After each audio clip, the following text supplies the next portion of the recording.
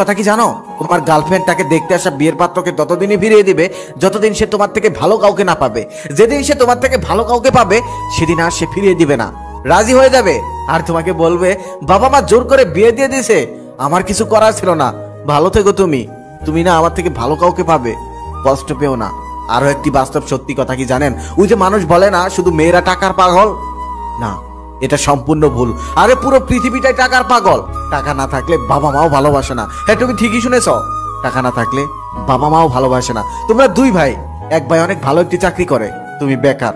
তুমি খেয়াল করে দেখবে তোমার বাবা মা ওই চাকরিজীবী ভাইকে যতটা ভালোবাসবে তোমাকে ততটা ভালোবাসবে না, এটাই বাস্তব। তাই একটা কথা খুব ভালোভাবে মাথায় রাখো, প্রেম নয় কেরিয়ার গড়ো। প্রেমের পিছনে ঘুরে তুমি প্রেম পাবে না। দেখেছো কখনো প্রেমের পিছনে ঘুরে কেউ প্রেম পেয়েছে? অবশেষে কিন্তু চাকরিজীবী কেউ এসেই ভালোবাসাটাকে নিয়ে গেছে। এমন করে হয় না। এই শহরে পছন্দের জিনিসটা পেতে হলে আগে নিজেকে যোগ্য করতে হয়, যোগ্য না করলে কখনোই পাওয়া যায় না। আমি একদিন ক্লাস 6 এর একটা মেয়েকে জিজ্ঞেস করেছিলাম, আচ্ছা তোমার কেমন ছেলে পছন্দ?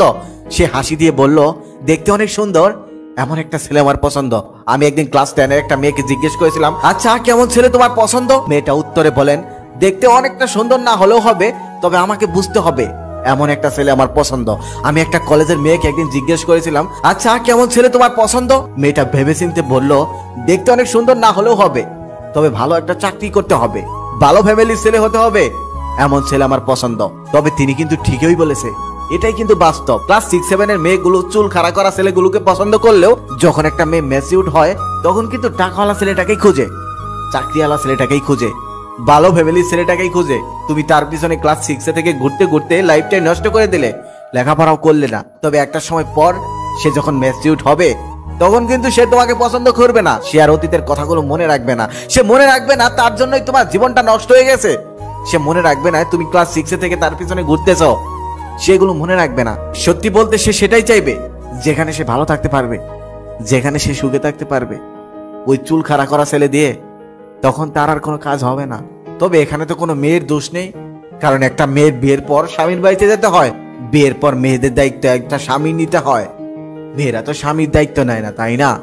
তাই তো মেয়েদের ভাবাই উচিত, কার সাথে যাচ্ছি, কার হাত ধরছি, সে কি আমাকে ভালো রাখতে পারবে, সে কি আমাকে সুখে রাখতে পারবে। শুনে রাখো, ভাঙা নৌকায় কেউ পাড়া দিতে চায় না। তুমিও তোমার বোনকে একটা বেকার ছেলের হাতে তুলে দিবে না, এটাই স্বাভাবিক। এটা মেনে নাও, কেরিয়ার করো, মেয়ের পিছনে ঘুরো না। কারণ দিন শেষে বাস্তবতার কাছে সবাই হেরে যায়। গল্পের মতো জীবন হয় না, জীবনটা কোনো গল্প নয়।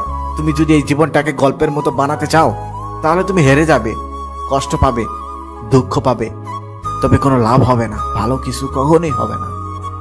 ভাই, চাইনিজ ভাষার মেয়েদের রাগ আপনি কখনোই বুঝতে পারবেন না। সেদিন আমি বাজারে যাচ্ছিলাম, বাজার যাওয়ার সময় আমার স্ত্রী আমাকে বলে, বাজার থেকে ফেরার সময় তুমি আমার জন্য একটা ক্রিম নিয়ে আসবে, ফেয়ার অ্যান্ড লাভলি। তারপর আমি বাজারে গেলাম, সমস্ত বাজার করে বাড়িতে ফিরলাম। সে আমার সমস্ত বাজার দেখার পর রাগ করলো, কিন্তু রাগটা কেন করলো আমি বুঝতে পারলাম না। এভাবে ঘন্টার পর ঘন্টা কেটে গেল, আমি তার রাগ ভাঙাতে চেষ্টা করতেছি, কোনোভাবেই তার রাগ আমি ভাঙাতে পারছি না। সে আমার সাথে কথাই বলতেছে না, কিন্তু রাগটা কেন করলো আমি এটাই বুঝতে পারতেছি না। তারপর আমি ধ্যানে বসে গেলাম, সব কিছু চিন্তা করলাম সারাদিন আমি কি করেছি, তারপরও আমি বুঝতে পারলাম না রাগটা সে আসলে আমার সাথে কিসের জন্য করেছে। তারপর মোটামুটি তৃতীয় বিশ্বযুদ্ধের মতো একটা কষ্ট করার পর সে বলতেছে, বাজারে যাওয়ার সময় তোমাকে একটা ক্রিম আনতে বলেছিলাম, সেটা কেন আনোনি? সেটা শোনার পর আমার মাথায় আকাশ ভেঙে পড়ল। তখন আমি বলতেছি, আমি বাজার থেকে আসার সাথে সাথেই তুমি যদি এই কথাটা বলতে, তাহলে দোকান থেকে এটা আনতে আমার 5 মিনিট সময় লাগতো, অথচ এই জিনিসটার জন্য আমি 5 ঘন্টা যাবত কষ্ট করতেছি। তবে রাগ ভাঙাবো তো দূরের কথা, রাগটা কিসের জন্য করেছি